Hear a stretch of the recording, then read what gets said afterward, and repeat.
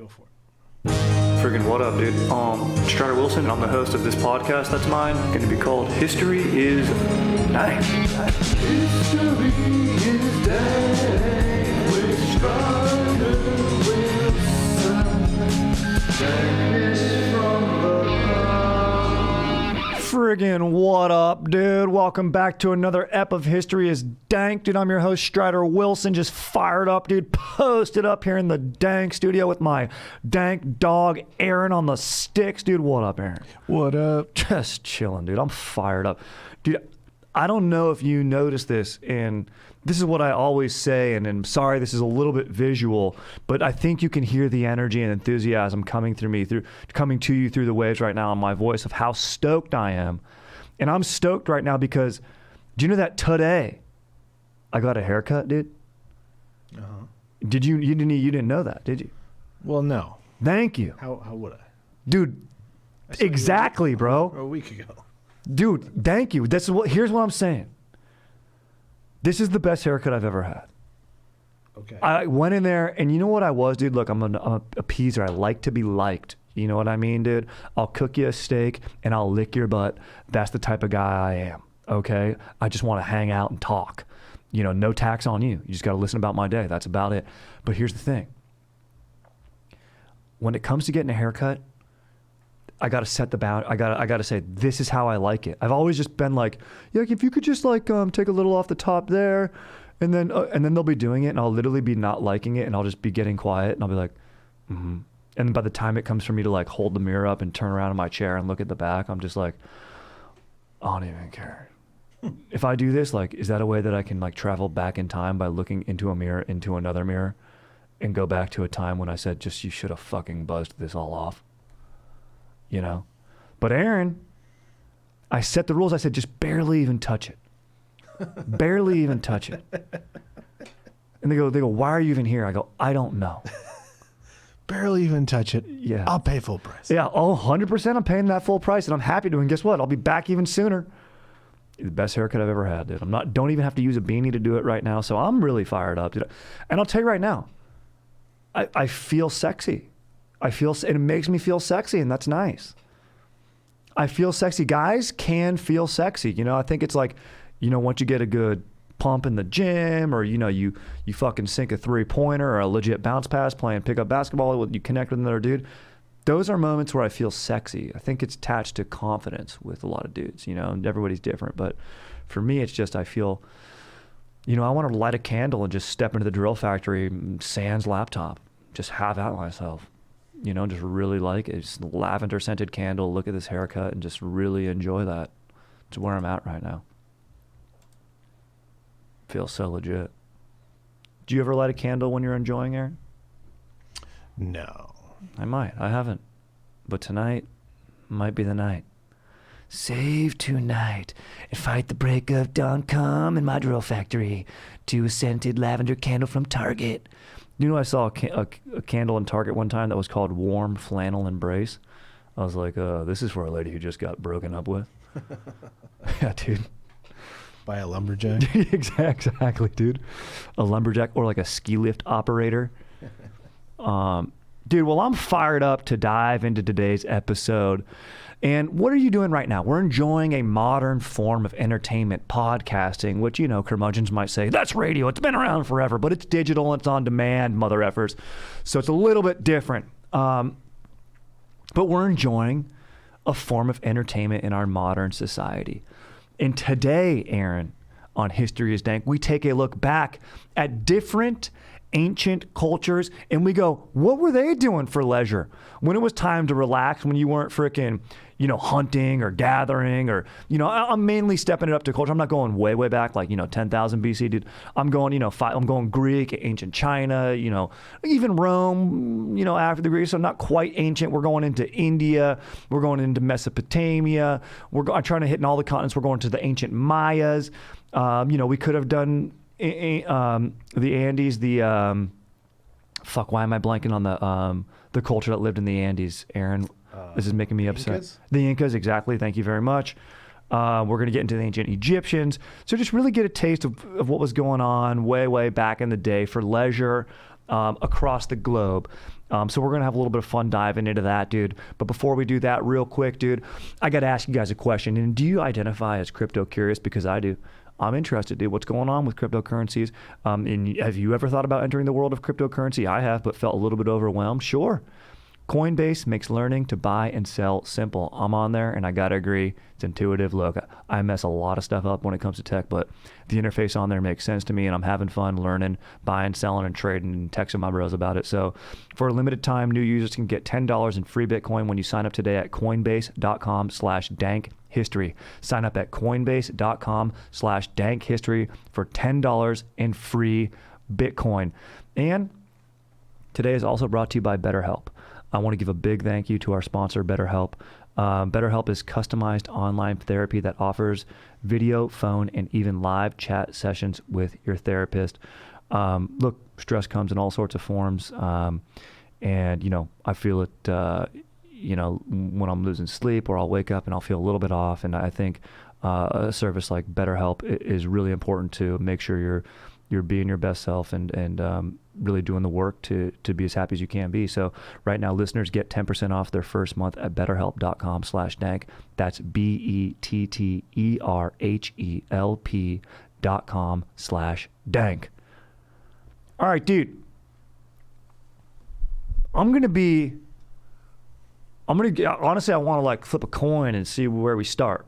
But since I'm a little bit, and you know, I'm an innately lazy guy, I went through my research, and you know, it could be good to date as far back. I mean, I think China has the oldest, you know, recorded history. I mean, that's still continuing to this day. You know, the Chinese culture, and you know, you could go Mesopotamia, but that's changed over. A lot of ruling cultures have changed there. You know, you've got a lot of civilizations, right? Cultures: Sumerians, Akkadians, Babylonians, Persians, dude.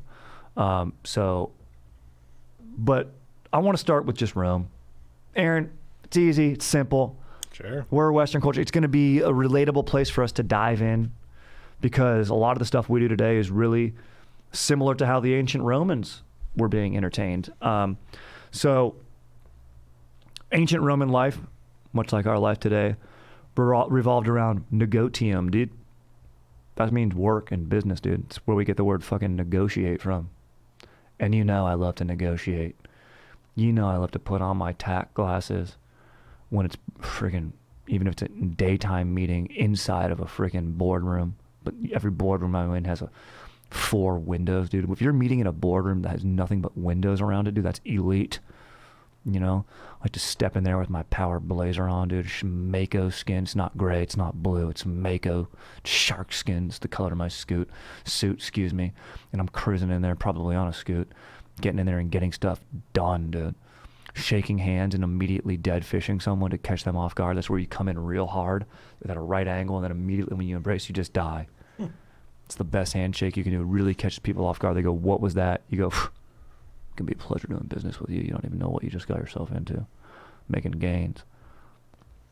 Can you agree with me that firmness is more in the wrist than in the hands? Yeah, it's definitely Firm you're handshake? using your because I'm flexing my hand right now, and it's like this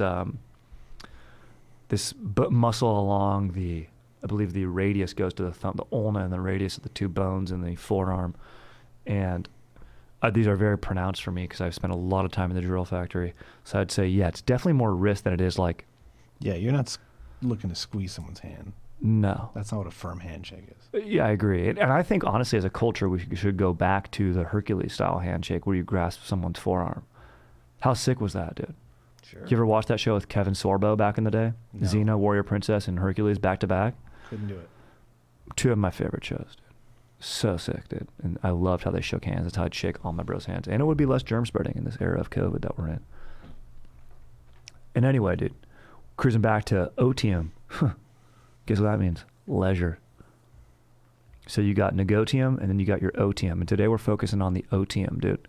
So, you know, you're living in Rome, and look, let's get something out of the way real quick and early. This leisure activities are for the elites pretty much across the board for these cultures, right? You know, you had slaves, aka gladiators, fighting in Rome, providing entertainment. But the people going to this entertainment were the wealthier people.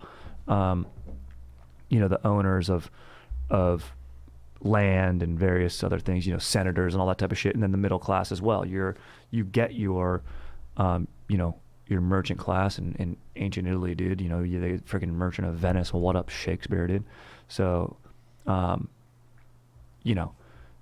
it's a privileged thing to go and do these pretty much across the board for these cultures. So what you would have people doing in ancient Rome for leisure activities, we'll get into the public space, but dude, they had board games dating back to ones that we played still to this day. You'd go to theater performances, dude, taking some acting, dude, aka old school movies, bro. And then of course the athletics, and this especially interests me, dude. And I'm fired up to learn about this type of stuff, dude, because it's legit. And it's fun to go into a culture and study it based on what they do for leisure, otium, pleasure, because you can learn a lot about a person or someone who in a culture based on what they do with their free time willingly, right? Like dudes who are into surfing. Oh, that's you would honestly, you sort of define yourself. A lot of people go, oh, what do you do for work? When I'm at a party, I like to go, what do you do for pleasure? I'm that type of guy. Hey, name's Strider. Nice to meet you. This is fantastic. Oh no, it's my dank ass fiance over here. I'm just tagging along. These are her friends, and just here at a backyard party that's going to wrap up around 3 because we got to get stuff done this week. Go home, gear up for the week, and no funny stuff. I don't really like to talk about what I do for work. I like to know, what do you do for pleasure? What are your hobbies, your leisure? Let's get into it. Oh, you do model trains? Fun stuff. So you can learn a lot of stuff. And I learned a lot of stuff about this dude, Dan S., who worked at my valet, Aaron. This guy was an interesting cat. He liked to save. He'd always go, a lot of the valets talk about, oh, dude, put your tips away, dude, a little Roth IRA, legit stuff, not too many IPAs, dude, more IRAs, dude. And he'd go, no, I don't have an IRA. I want to live for today. And he goes, but I do save. And he goes, I tuck away every tip bundle I get, tuck away $100. Then at the end of the year, what I do, he goes, I go out to the desert. I rent a car. I rent a sweet convertible. I go out to the desert. I buy myself 2 hookers. He says he gets 2 hookers on his way out there. Once he has the hookers, he says he likes to do a bunch of cocaine, go out to the middle of the desert, and he has guns. He says, I like to do a bunch of cocaine, take 2 guns. And he says, I like to get a blowjob and then do cocaine off of the other hooker. He says, that's why I need 2. And then fire off both clips into the air at the same time. Wow. That's what he says. That's how his big yearly release. It's his purge. Dan S., dude. Interesting cat. Let me tell you. Wow. For all intents and purposes, good guy. Strange release at the end of the year. Now look, does it make me trust him with my kids? Am I going to trust him watching my kids? Absolutely not. But, I'll trust him to open up for the day shift. Learn a lot about him. Guy likes hookers, BJs, cokes, and emptying clips. It's pretty cool. So, in Rome, we've all heard of the Colosseum. You had gladiatorial combat. We've covered this on of our Dank off, Ancient Wonders of the World and such. But they also have something that are called the 3 basically public spaces for entertainment are the Colosseum, another place called the Campus Martius. And that's a vast floodplain that acted as like a playground for the youth of Rome. So basically, there's a lot of the young boys of Rome. I guess, they said Roman girls weren't doing this, but they would go and play a variety of sports and activities, including jumping, wrestling, boxing, racing, and throwing. So basic shit you'd see on a playground anywhere. You know what I'm saying? They have the Colosseum. We've dived into that. You got gladiators, it holds 50,000 spectators, but that's not even the biggest public space of entertainment in ancient Rome. The Circus Maximus held 200,000 people, Aaron. And at the Circus Maximus, the most famous form of entertainment was the Chariot Race. Immensely popular. They said Rome would be empty. You can read these public accounts. Rome would be empty. In fact, the emperor would have to employ, his Praetorian Guard and other security forces around the city so that people couldn't go and rob other businesses and homes, because everybody would go to the chariot races and watch, and it was like a bullet-shaped arena. Basically, imagine Joe's hog flopped down, and then chariots race around that.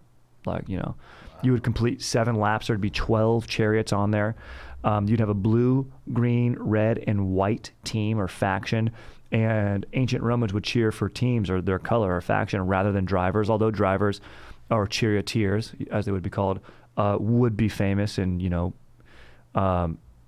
be regaled and, they'd be freaking legit. There was this really famous dude named Gaius, Apolonius, Diocles, dude. And on his gravestone, it had his stats, which I think is a sick thing if it had stats, dude. Like I have my freaking buddy Jake, dude, if his stats went down on the gravestone, it'd be like 7 DUIs, 2 on a bike, 3 on a boat, the rest in cars, 185, middle linebacker, once had 12 tackles against Fountain Valley High School, divorced 3 times, married the same girl twice, So it'd be sick if he had those type of stats rather than just a quote. But this guy, Gaius Apolonius Diocles, had legit stats. He raced for 24 years, which is outrageously long because you would die on the racetrack. He raced for the Red Faction. He won almost 35% of his races, placed second in a further 33%. Very impressive. He failed to place 32 times in only 32% of his races. So, dude was a beast, bro. 24-year career. He was very wealthy. Probably had sponsors. Free, never had to buy himself a drink, and people were gambling, dude. People were psychopath. Like gambling was just widely known as one of the main reasons you went, because you enjoyed gambling. And curses were big in ancient Rome. Like you go to bathhouses and temples and stuff, and people would curse. And dude, they would have psychotic curses in the bathhouses written for the chariot. They're like, may the green faction driver die. May the horses die. May they all perish and breathe not one more breath after this race. May they die on the second lap. Like they get really specific. People will be maniacs. They'll poison the horses. Like they'll go to the feed and like try to injure the horses or the charioteers. Like they'll need private security and stuff. So basically like soccer hooligans, like, but way, way worse. Actually like kind of tampering with the gameplay, right? So very, very gnarly. And hey, people say some of this stuff happened today. The Kobe burrito the Kobe burger up in Sacramento, Jordan's flu game, Have you ever seen Ben-Hur, Aaron? Yeah. I haven't watched it forever. What happened in Ben-Hur? Didn't like an actual actor die in that? In the chariot race? That I don't know. It looked gnarly. Someone it gets was all real, so yeah. Well, some of it was real. There's some green screen in it too, which really stands out. Yeah, it's date. I mean, it's from what, the 60s, right? Yeah. They should remake that. I think they have. Oh, really? I think they did a few years ago and nobody saw it. Oh, you're right. They did. Yeah. How did I not see that? It's right up my alley. I'm going to have to watch that tonight. I love starting a movie midnight after I game with my boys, stay up till 4 a.m., walk Sunny, just being a real weirdo. Just thinking about going out and joining Dan S. Just holding one of the pistols. Or maybe even, being his cocaine platform. Maybe Dan F wants to boof me, dude. Oh, boy. What is boofing again? I don't really know. It's an amazing term. I think it's just where you do blow out of someone's butt. That's possible. Let me Urban Dictionary that. Yeah, we might have to Urban Dictionary that. All right, let's keep cruising, dude. Chariot race is legit. Huge in ancient Rome. The most popular form of public entertainment.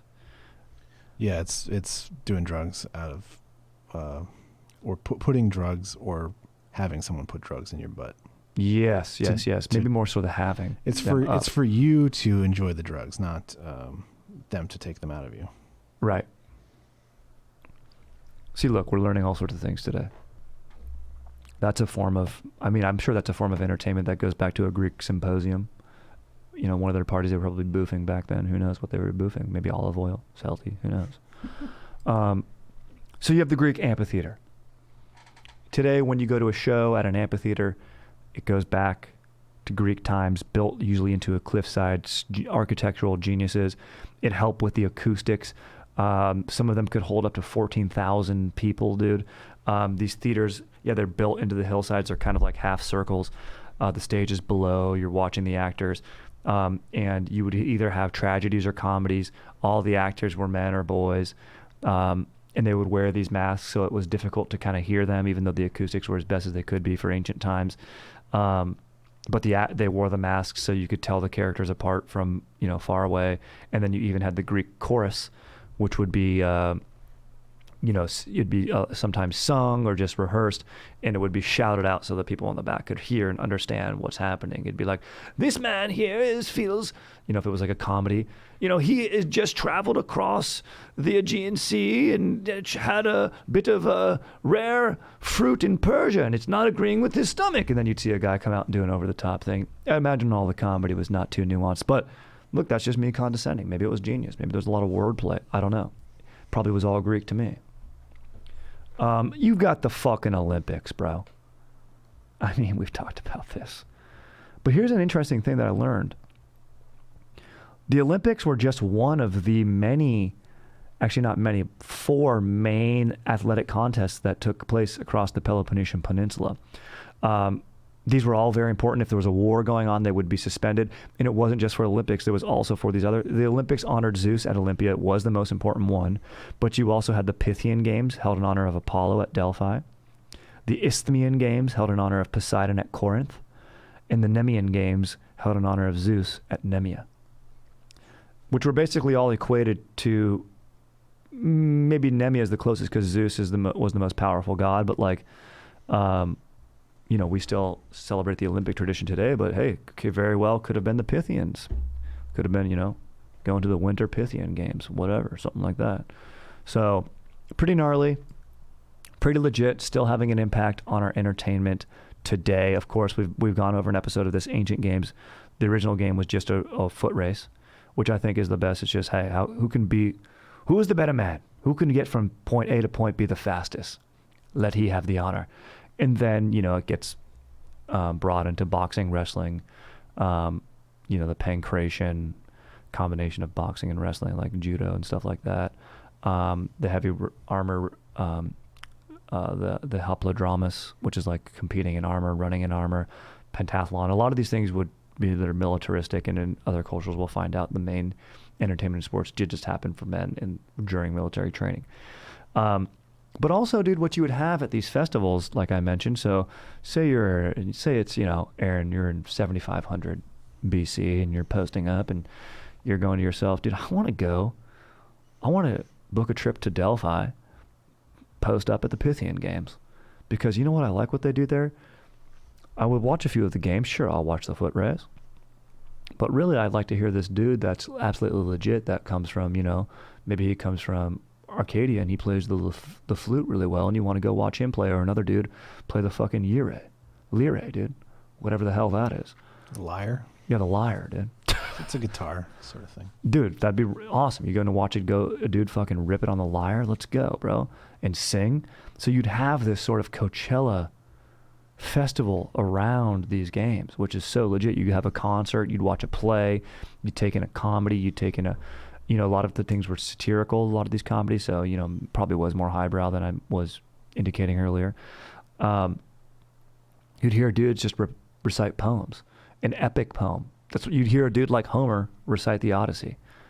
Like, that's what you'd go hear. Your dude would have that memorized, and he would just tell you the story. So basically, like, that's a movie, dude. And it's orators were held in high regard. Like in Buster Scruggs, the guy with no arms, no legs. Dude, 100%. He's an orator. That is absolutely what you would hear. You would hear him just tell these tales. 100%, dude. Until Liam Neeson found a chicken. Exactly, dude. Neeson found a better show, dude. Said later, bro. But I like that. I like that basically Coachella is just an iteration of, Greece, but with a lot of commercialism attached to it. Also reminds me of my boy AJ, who just relates everything back to Coachella, dude. It's dude, literally, we'll be getting Chipotle, and he's like, I'm so hungry for this right now. He's like, dude, I remember. Kind of reminds me of like how hungry I was at freaking Coachella when Florence and the Machine did a surprise set in Sahara tent. It's like I was about to go get food, but I had to stay in there. I was like, oh, that's like basically how hungry I am. I'm like, shut up, dude. The guy will be at the friggin' dentist and being like, dude, this drill that you're about to use on me is like basically a smaller drill that the roadies use to build stages at Coachella. It's ridiculous, dude. Guy will be going to sleep, dude. Dude. But good night, Strider, dude. The funny thing about this sleep is like, this is what I do at Coachella too. Like, I'll actually sleep out there, but like in a tent at Coachella. I'm like, if you really relate one more thing to Coachella, I'm gonna pin you, dude. It's like, that's funny, dude, because I actually got pinned in the parking lot at Coachella. Yeah, it is. Some guy bogarted my Adderall, but it turns out that I just dropped it, couldn't find it in the dust. So I got pinned. Shut up, dude. You got Mesopotamia. Now, we talked about this earlier. Mesopotamia is like the oldest they call it the cradle of civilization. It was tough for me to learn about stuff. You know, they write a lot of stuff on clay tablets, it's tough to survive the ages. But you do have a lot of, in this culture, you have the concept of time, math, the wheel, sailboats, maps, writing are developed here. So you know they were doing some intricate stuff. I mean, I'm just going to go ahead and say checkers were invented in the city of Ur. You know, dudes were posted. I would say it was probably, you know, similar to what was going on in ancient Greece. And you have boats. I mean, maybe you had a sailing competition. That's tight. There was a dude probably wearing white pants back then, sailing. And, you know, probably freaking pretty legit type of stuff. So, but I wasn't able to find too much specific details other than the fact that they had the checkers was invented there, which I thought was legit. So that's sick. So, if someone does have more stuff on Mesopotamia, I want it like to be interactive. I want to find out more. Also, you know, you could read the Legend of Gilgamesh, this thing of, you know, they say Gilgamesh was maybe a real dude or not. It's tough to prove. You know, he goes out and tries to find the meaning of life, what it is to be a good ruler after his buddy Enkidu, who has a giant dick, gets killed. So I bet you they were just dancing. I mean, across the board, every culture dances. I mean, that's the beautiful thing, right? Listening to tunes and dancing. Although there is a different ear, an Eastern ear and a Western ear, but it's like, dude, everyone loves to dance. You know what I'm saying? So they're probably dancing for pleasure and leisure. Be freaking super sick. Just probably going to freaking having, like, they probably didn't have strobe lights. They didn't invent those yet, but they probably found a legit way to, like, blot out the sun and go into, like, you know, a sick ass hut. Just like they probably have, you know, this is the era of slaves are everywhere. They probably just have make some guy move a blanket on and off of the light so it created a strobe light effect so they could have like a Blade style techno party down there. And they'd probably have some dude ripping it on what would be their version of a lyre. I mean, honestly, dude, I think all those bass drops of like techno are just cities from, you know, ancient Sumeria, or, you know, Assyria. I mean, dude, if you told me there was a DJ named Akkadian, yeah, I'm going to believe that. I'm going to believe that. I'm going to believe a lot of stuff, dude. All right, dude, let's keep on cruising to ancient Egypt, dude. Ancient Egypt, you had sports were an integral part. This is the culture I mentioned, militaristic training. So you had a lot of chariot stuff here. Some of the earliest chariot races date back to ancient Egypt. They believe the chariot races are believed to have been actually invented in the Eurasian steppe, like Central Asia. You know, the Mongolian cultures and the people of the steppe have horse cultures up there. So it would not surprise me if chariot racing was invented there. And in fact, that's where it is credited to. But you know, you have chariot races also going on in Egypt, which is legit, dude. Which, honestly, Aaron, if I'm going to say if we should bring back any ancient sport, and there's a lot of vicious ones, dude. You know, gladiatorial combat is savage, but it's like, I think chariot racing would be sick. I mean, look, it's high risk. Of course. You know, you could definitely die, but you can also die in Formula One, NASCAR, mixed martial arts. I mean, maybe this is a little bit too, you know, cold-blooded of me, but it would be a pretty gnarly, dude. 4 horses. Sometimes they'd do 6, but it was really tough to control. 2 for a slower race, maybe a little more agile, but 4 was the typical amount of horses. Imagine that, dude. 12 different chariots, 4 horses, dude. Running around, thundering, dude. Cheering for your faction. Be so legit. That's something that, like, Bezos should put on. He should just buy a piece of land, create his own island with his own rules. Not Epstein style, but Bezos style. And just put a chariot race on there. I'm shocked he hasn't. And film it. People would watch. I mean, it would be an interesting movie. You had wrestling and weightlifting, so basically militaristic forms of combat.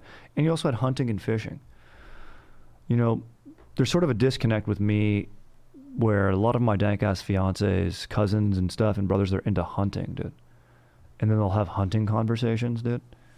And I'm always like, sick, dude. They'll talk about how big a fucking moose is. Like, dude, elk big. I'm like, it's like a horse with antlers. I'm like, no. Like, all right. Like, I wish, like, I love camping stuff. Like, I like going to a Bass Pro Shop and just looking at the gear, but I don't actually want to go out and use any of it. Like, it looks sick to me, you know? Do you think as soon as you buy something from Bass Pro Shop, it's broken? Isn't all camping gear just always broken? Yeah, they're broken or full of dirt or sand. Yeah, it's always like as soon as it's used, it's just broken or shit. Not into it. Don't even like fishing. Boring. Hate fishing from a boat. Get seasick. I like Wi-Fi. I like to post up. I like to watch the movie fucking The Edge, dude. That's about as outdoorsy as I get, dude. They'll be talking about hunting. I'll be like, have you guys seen The Edge? Where he kills a bear? Like, why don't you guys hunt bear, dude? I think that's illegal, actually. All right, dude, let's keep cruising to ancient India, dude. But before we do, dude, I want to let you know, dude, and give you another shout out to freaking Coinbase, dude.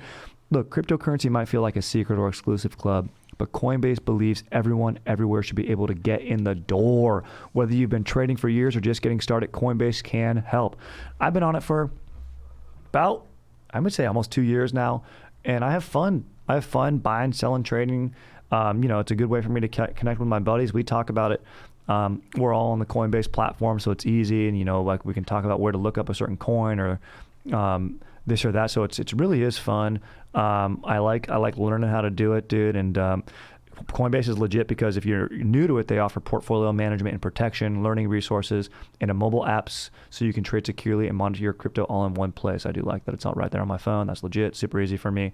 Millions of people in over 100 countries trust Coinbase with their digital assets, dude. It's where mine are. So I'm fired up, dude, and you should get fired up. So whether you're looking to diversify, just getting started, or searching for a better way to access crypto markets, start today with Coinbase. And for a limited time, new users can get $10 in free Bitcoin when you sign up today at coinbase.com/dankhistory. Sign up at coinbase.com/dankhistory for $10 in free Bitcoin. This offer is for a limited time only, so be sure to sign up today. That's coinbase.com/dankhistory. And I also just want to let you know and thank our sponsor, BetterHelp. Dude, this podcast is very, very honored to be sponsored by BetterHelp Online Therapy. And people don't always realize the physical symptoms like headaches, teeth grinding, and even digestive issues that can be indicators of stress. And let's not forget about doom scrolling, sleeping too late, sleeping too much, undereating and overeating. So everybody is different. Everybody reacts differently. I've done a little bit of research on myself and then talked to some people. And, I think I hold a lot of stress in my belly. In my stomach, so my digestion is affected by it, and sometimes just a mood or whatever, or I'll catch myself scrolling. I'm like, and then I'll be even harder on myself, like, oh man, I just wasted time doing that. So just know stress shows up in all kinds of ways, and it's important to talk to somebody and learn your indicators or whatever it is that's bothering you, if it's not stress or something else. That's the beauty of BetterHelp, because it's customized online therapy that offers video, phone, and even live chat sessions with your therapist. So you don't have to see anyone on camera if you don't want to. It's much more affordable than in-person therapy, so give it a try and see if online therapy can help lower your stress. This podcast is sponsored by BetterHelp, and History is Dank listeners get 10% off their first month at betterhelp.com/dank. That's BetterHelp.com/dank. All right, dude. We're talking ancient India. We talk about checkers being invented in Mesopotamia. Well, guess what, dude? Chess. Chess was invented in ancient India. It is devised in India and was known as Ashtapara, which I'm probably saying wrong. It means 64 squares. So, unlike how the game's played today, it was used to play with a dice and a checkered board, but without black and white squares.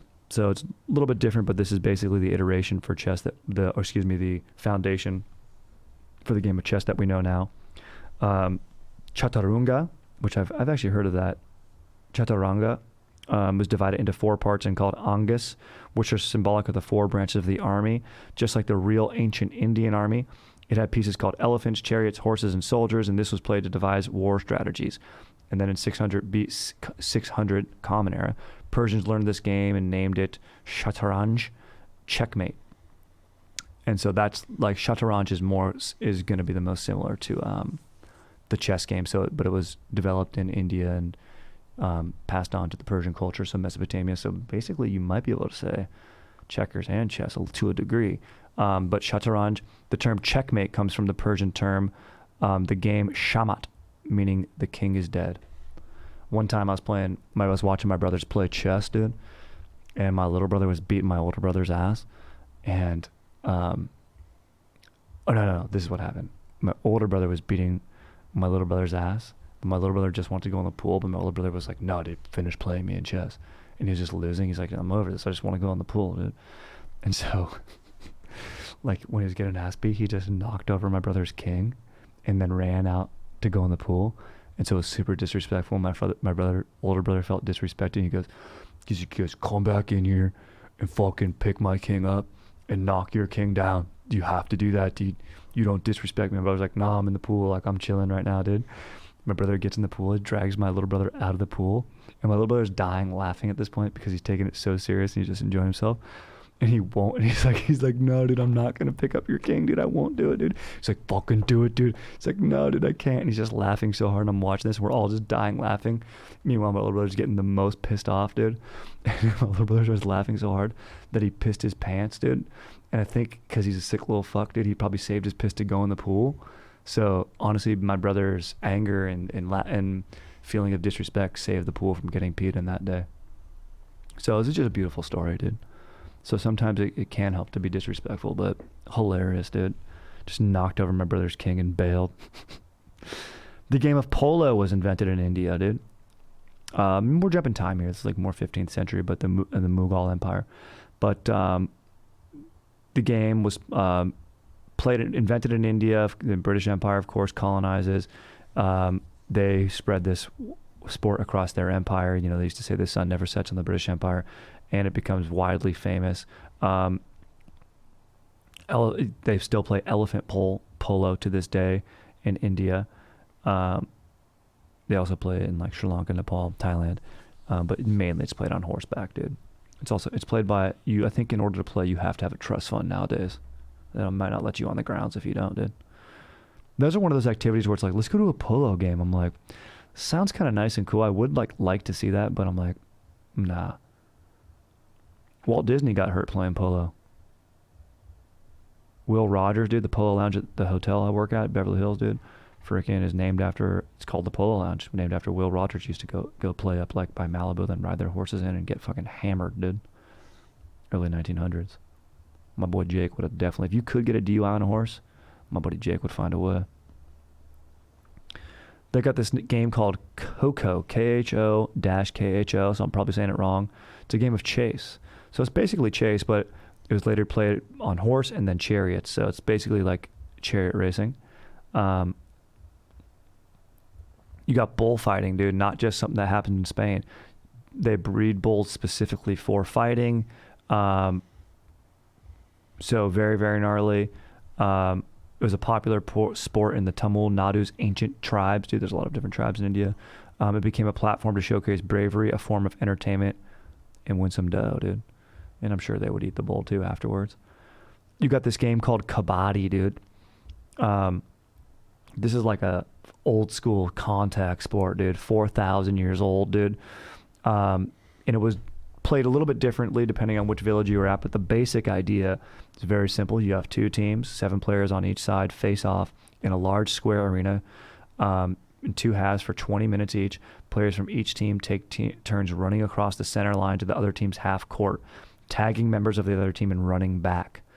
So once a dude darts and runs back, the other team have to oppose that guy from running back after tagging physically. But if the guy tags of multiple people, then he makes it back across his line, that's points.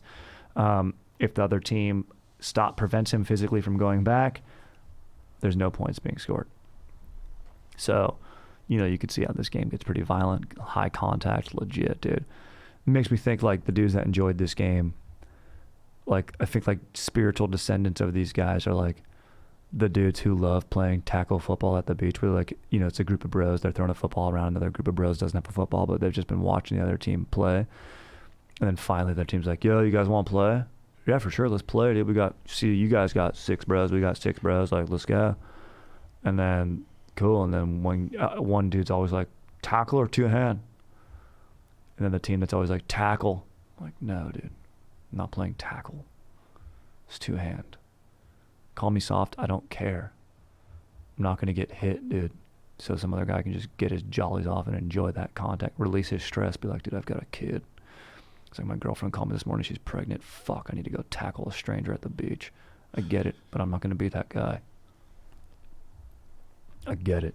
But this sounds like a sick-ass game, Kabaddi.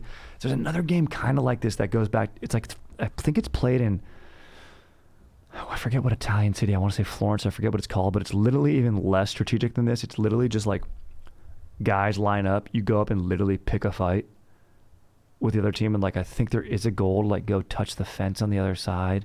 Like a very slight strategic thing. But basically it's just like a group fight. I'm like, that's awesome. This is a little more strategic than that. This game would be really fun. It's just like team tag. And I'm like, that does get me fired up. If I was tough, I'd play it. All right, dude, let's cruise to ancient China now. We mentioned chariot racing on the Eurasian steppe. You got Qiwan. This is from the Song Dynasty, so not quite ancient, but I have to mention it because it's basically like golf. And, Scottish are the inventors of golf, St. Andrews, right? But everything, dude, you can probably relate it back. Chinese were doing this stuff, dude, and a long time ago. And basically, it's kind of like golf. It's a large field. Players are divided into 2 groups with 2 to 10 people in each. Everyone had 3 opportunities to hit the ball into holes with a rod. Only when three hits into the hole were achieved did the player win. So it's kind of like Top Golf a little bit, which is so sick.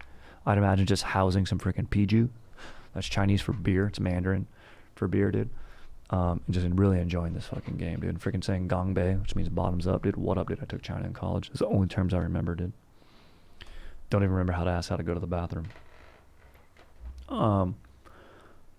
Also have to mention Cuju, and this is C-U-J-U. Probably saying all these things wrong, by the way. Let's just take that for freaking granted, dude. This is the Warring States period, 475 BC to 221 BC. Very popular game. Cuju, basically soccer. It's around for 2,000 years before that, too. Ball is made of leather. On the outside filled with rice bran on the inside. Fun and relaxing game. You would play this during downtime in military. In the Civil War, they used to play tag. Baseball is credited for being invented during the Civil War, even though it has roots back to India and everything. It'd be interesting to get into that. Aaron, do you know the exact history of the invention of baseball? You're a big baseball guy. It's like the 1860s. Yeah. In New York. New York. Cooperstown. Freaking love that, dude.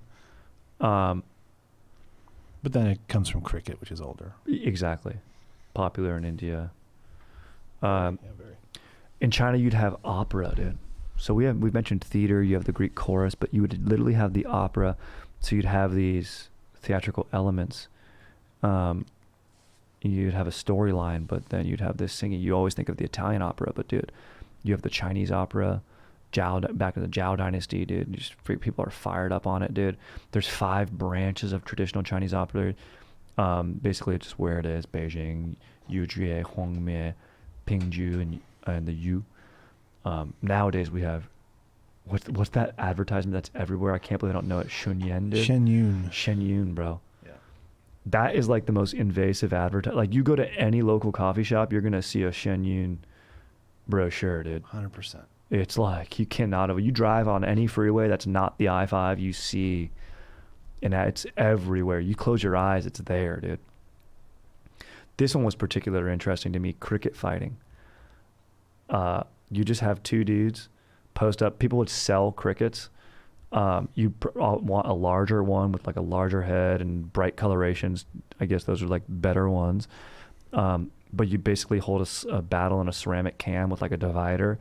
and the each cricket owner would antagonize and make the cricket mad with a stick, and it's obviously not nice. Actually, it's kind of resurging today in China, but we're talking about ancient times here, Song Dynasty typically, but it goes back to the Tang, and you'd freaking poke these crickets, dude, and you give them special diets to keep them in fighting shape, dude. Probably just fucking lean protein, dude. Probably just beef liver, dude. And then they'd fight each other. And the thing is, you use crickets because they really wouldn't fight to the death. They'd fight and like one would submit or just like lose, and like the loser is the first cricket to avoid contact. So basically, it runs away from battle or stops chirping, or it gets thrown from the container. So those are how you win. So it's nice that it's not to the death. But dude, they do studies on this, and it's like a losing cricket, if it goes back into the ring, it will only get back to a fight about 1 out of 10 times. So once it gets dominated and knows that it's lost, it's like, no, I'm not going to fight anymore. If it gets shaken or thrown in the air repeatedly, they will go back and fight like 6 out of 10 times. So if it loses and doesn't get thrown, like if it just stays in there and gets dominated, it's going to quit. But if it gets thrown, it might still think it's got some fight. Makes sense, but just kind of interesting. And it's interesting that people kept stats on that. So yeah, China, dude, some legit stuff. Also, you got to give a big shout out to freaking kites and fireworks, but I don't think that was till later on. It's not ancient, but just two things that are flying a kite, not exactly the most fun, but fireworks, very sick to play with. Who isn't a pyro? Aaron, every boy's been a pyro at some point in their life. Yeah, you gotta. I mean, come on, dude. Flames. Come on, dude. All right, dude, let's go over to the Mayas, dude, and then I think we're almost cruising out, dude. So the Mayans, dude, they had a special like type of ball game where you put your hand in your pocket and you just kind of, no, I'm kidding, in your front pocket, just enjoy yourself, dude. So it's two teams, and they try to get a rubber ball through a stone hoop attached to the sides of the courts at opposite ends of the court. So the entire community would come out and watch this game, dude. There's gamblers, priests would perform some ceremonies before and after, dude. The ball court consisted of long, narrow alleys with sidewalls. They have been discovered in many Mayan archaeological sites. So this was popular all across their empire. Excuse me, dude, gotta fucking hydrate right now, dude. I'm talking all this sports. You don't talk sports, let alone play without hydrating, bro. Players wore helmets because it was very dangerous, a lot of contact, leather padding and protecting their arms, chest, and knees. They also wore yokes of leather or wood around their hips because like that's how you were allowed to, you wouldn't use your hands, you use your hips to hit the ball and stuff. So I like that.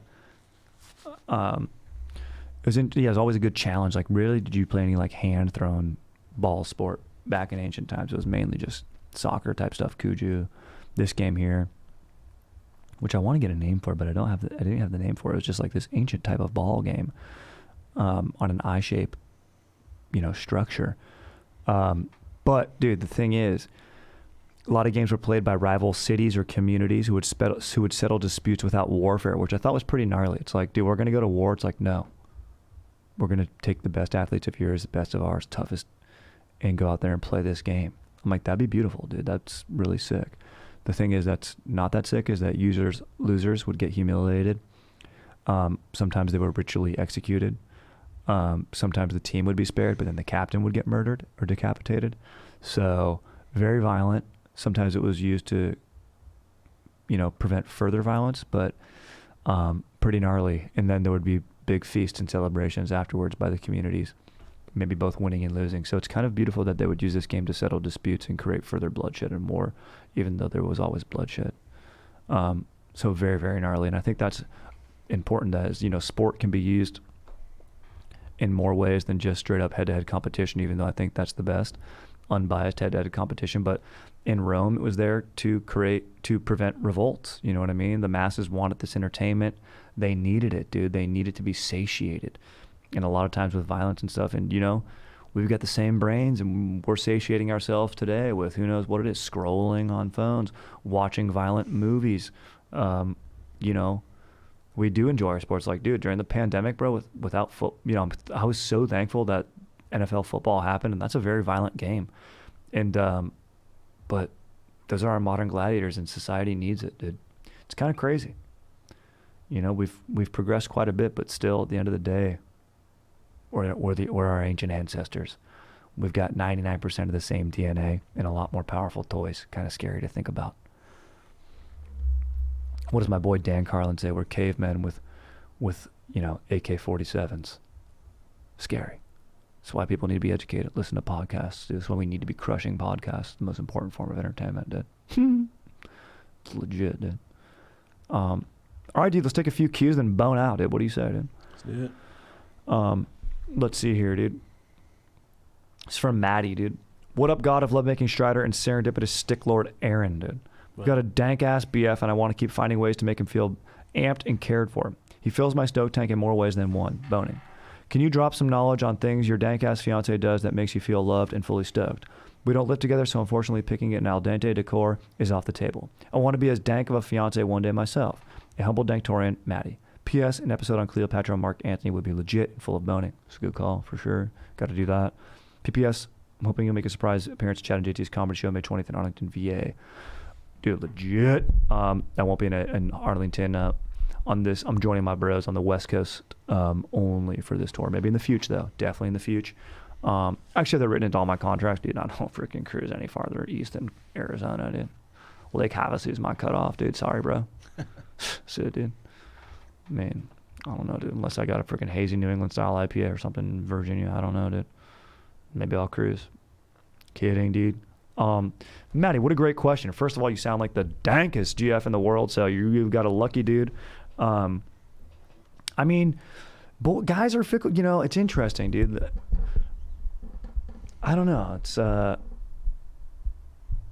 feel most loved by my dank-ass fiance when it's very cliche, but like, you know, we'll do stuff together. We'll,